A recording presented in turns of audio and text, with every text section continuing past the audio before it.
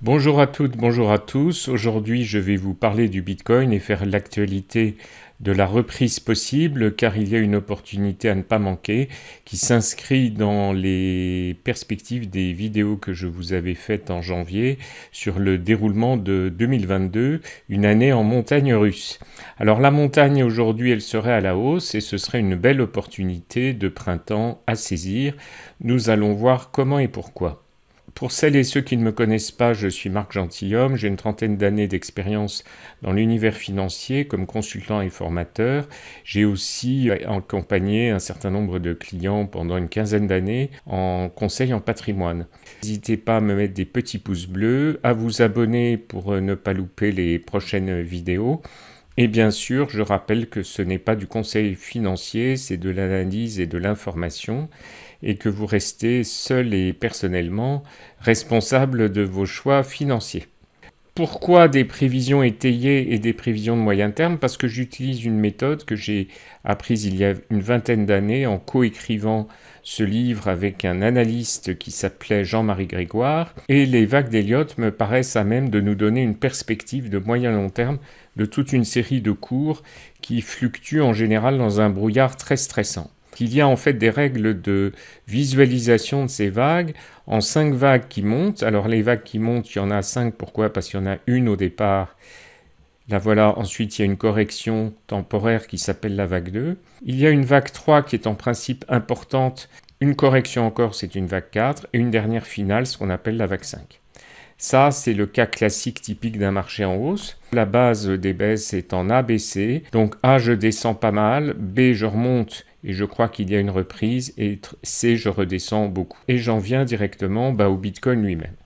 La vague de hausse en cours, l'analyse d'Elliott nous dit qu'elle a démarré en septembre 2018 à 3000 $, qu'il y a 5 sous-vagues à faire puisque les 5 dont je vous parlais à la hausse, et que nous serions dans la sous-vague 4 qui aurait commencé en avril de l'an dernier. Voilà le cours du Bitcoin et le schéma.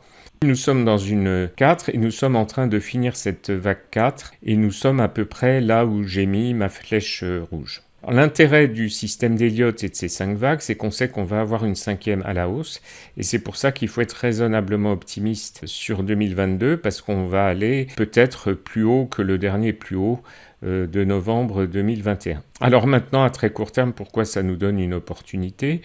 Parce qu'effectivement, si on est en train de terminer la vague 4, il est possible que nous terminions une baisse qui dure maintenant depuis des mois et singulièrement depuis décembre. Alors, 2 scénarios, parce qu'il y a toujours des chemins alternatifs pour les courbes et les mouvements d'Elliott, il faut les repérer, et ça peut donner des décisions et des garde-fous pour l'investisseur. Alors, je vais commencer par le premier scénario. Qu'est-ce qu'il nous raconte? Eh bien, premier scénario, c'est très simple, la vague 4 est effectivement terminée, ou va se terminer peut-être dans les prochains jours, et on repart vers des sommets. Donc je vous ai affiché le cours du Bitcoin dans TradingView. Donc il est possible qu'on ait fini la vague 3 là où je l'indique en avril de l'an dernier et qu'ensuite on ait eu un mouvement classique mais orienté à la hausse en ABC avec une A profonde. C'était en juin de l'an dernier, on est allé à 29 600 $ sur Coinbase. Ensuite on est remonté jusqu'au mois de novembre. Ça, c'est une B, et ensuite on a replongé beaucoup. C'est une C qui est peut-être presque finie ou en cours de fin. À partir de là, nous savons que nous avons fait cette fameuse vague 4 et qu'il y a donc une 5 puisque nous appliquons les règles d'Elliott. Et donc là, nous sommes à l'aube d'une reprise. Donc dans ce premier scénario, cette reprise, elle est durable. Bien sûr, elle aura des fluctuations et des ressacs, mais elle devrait nous emmener plus haut que les derniers plus hauts. Ça, c'est l'hypothèse optimiste.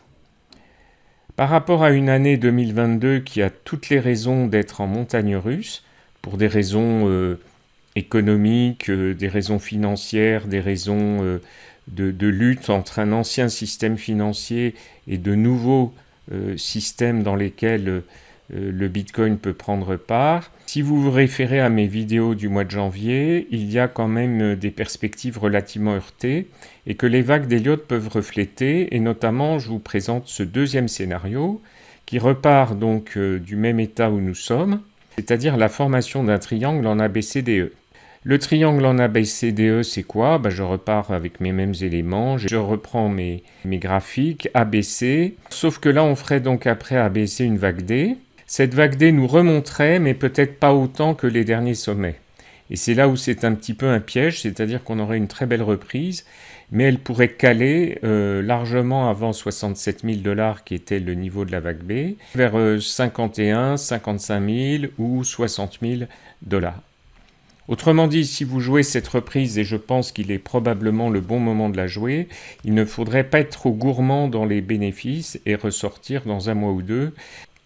Après cette D, qu'est-ce qu'il arrive? J'annonce ABCDE, une E qui vient replonger, alors pas autant que la C, mais elle pourrait très bien replonger vers 40 000 $.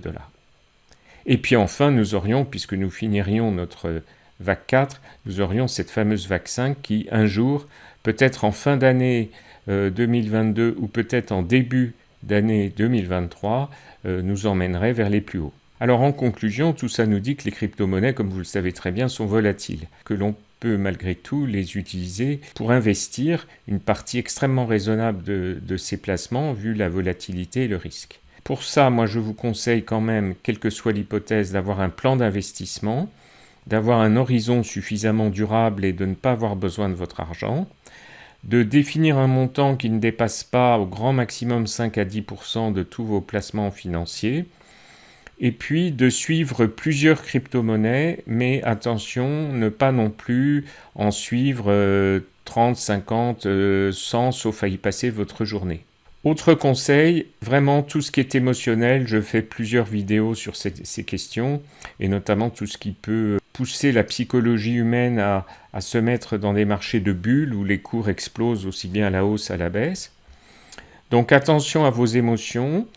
Le fait que ça monte beaucoup, en général, fait paniquer les épargnants et ils se mettent à acheter à n'importe quel prix. Et donc, notamment, ne pas acheter une crypto-monnaie qui est déjà dans une hausse parabolique, c'est-à-dire de plusieurs dizaines de pourcents en quelques jours, parce qu'elle va retomber en partie, ça marche à tous les coups.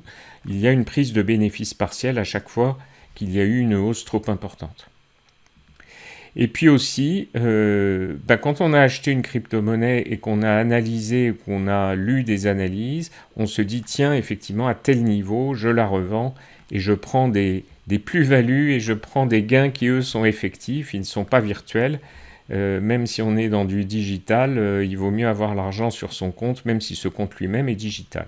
J'analyse régulièrement des crypto-monnaies sur ma chaîne YouTube, par exemple Cardano, par exemple Matic, Polygon, Polkadot, et puis récemment de crypto-monnaies de l'univers gaming Metaverse, The Sandbox et Decentraland. J'analyse des crypto-monnaies qui me paraissent avoir du potentiel et je regarde les courbes avec des outils d'analyse comme je viens de le faire pour les précédentes crypto-monnaies. Et en tout cas, si vous voulez continuer à me suivre, à m'encourager à faire des vidéos, merci de me mettre un pouce bleu, de vous abonner pour ne pas louper les suivantes, et n'hésitez pas à me poser toutes les questions de compréhension et d'utilisation de mes méthodes, j'en serai ravi. À bientôt, merci encore.